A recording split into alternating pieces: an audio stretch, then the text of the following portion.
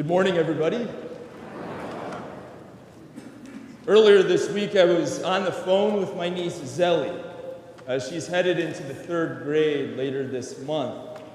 I asked her what she was doing, and she said, "I'm packing." And I kind of thought to myself, I didn't think they were going anywhere anytime soon. So I said, "Well, Zelly, where are you going?" "Florida." And it is true. Zelly is going on vacation with her family to Florida. But they don't leave until October 16th. So Zelly will be ready when that day comes. Friends, all 4 of our scripture readings this morning are about being ready. A few mornings each week, I go for a run along the river. If you walk down Market Street behind us here and you cross the pedestrian bridge, you'll run into a university building there. It must have been an art building. They're renovating it this summer.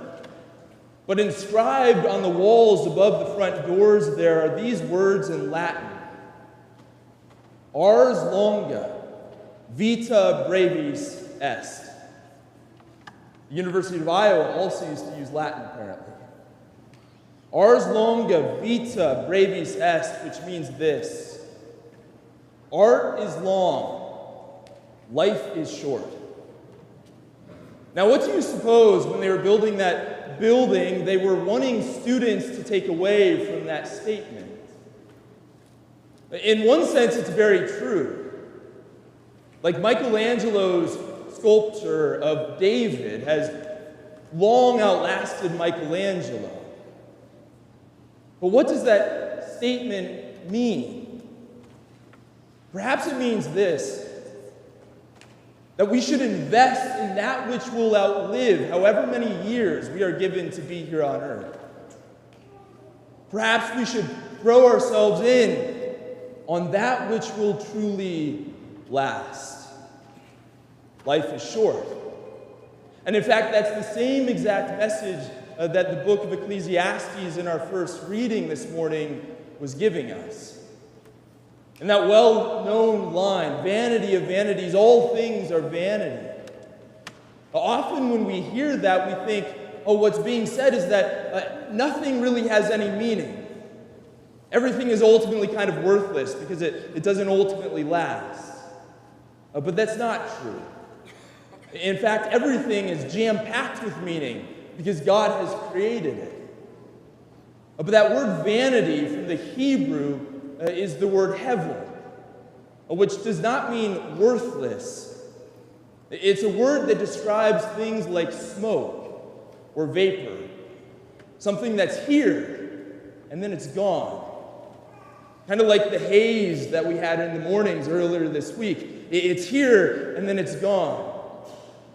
The author of Ecclesiastes is telling us life is short. It's here, but then it's gone. And the implications of this reality is what Jesus is trying to teach in the parable from our gospel today. We have this rich man whose fields have brought in a bountiful harvest. He has been greatly blessed. And yet this man has become absorbed by his possessions. So much so that he no longer even possesses them, they possess him. And he's done all of this at the expense of thinking about that which would truly last. His preoccupation with earthly things has come at the cost of his preoccupation of heavenly things, of the things that matter most, the things that matter to God. And in the parable, Jesus says, God will tell this man, "You are a fool, because tonight your life is going to be demanded of you, and you can't take any of this stuff with you." Have I got you depressed yet on this beautiful Sunday morning? The readings aren't meant to instill fear in us that life is short. They're meant to instill freedom in us. This recognition that life is short that it's here and then it's not, is meant to lead us to ask a question. Am I aiming at the right thing? Am I, in the words of St. Paul today, seeking that which is above? Do I have my priorities straight? Am I giving myself to those things that truly matter most? Because life is short. And so if today was your last day on earth, your very last day, how would you live? How would you live? Would you refuse to forgive anyone anything? For what? Would you cling so tightly to your possessions, or would you hold them a little more loosely and give of what you have a little more freely to those in need? If today was your very last day on earth, would you make time to pray that day? Not just to say prayers, but to really speak your heart to the Lord and let Him speak to your heart. If today was your last day on earth, how many minutes or hours would you spend strolling on social media? For me, I was wondering, how much time would I spend watching YouTube if it was my last day on earth? You see, remembering the shortness of our life is not about being fearful, it's about being free. It's remembering that life is short so that I might truly and fully live the life that I've been given. And to do that is to live in the freedom that St. Paul tells us we are called to have today. It is to live with the reality in mind that we are already one step closer to our heavenly life with God. And that we can already experience life and life to the full now, when the heavenly things aren't becoming less than the earthly. When the earthly things don't come at the cost of the heavenly.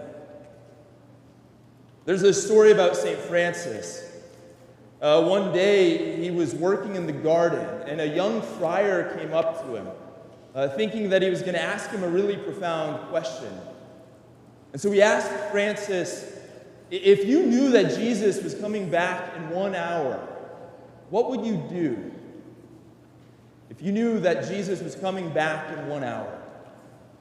And Francis, without hesitation, just looked up at him and said, I would finish working in my garden.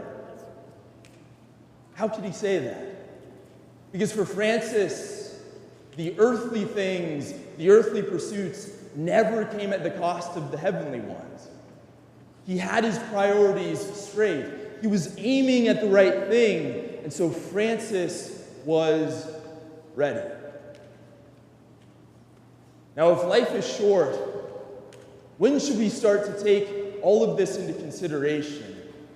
Well, when I was teaching, I would always tell my students that the most important day of your life is today. This is the most important day of your life. And that it's foolish to ever put off till tomorrow what we know we ought to do today. And that when we waste time, we're neglecting the great gift of life that God has given us. And so, friends, the call for us today, what the Lord wants for each one of us, is not that we live in fear, but that we live in freedom. That we can recognize the gift that we've been given and live it in such a way that every moment and everything that we have, we might recognize as a glimpse, as a foretaste on our path to that place where we will have life without end, life with God in heaven.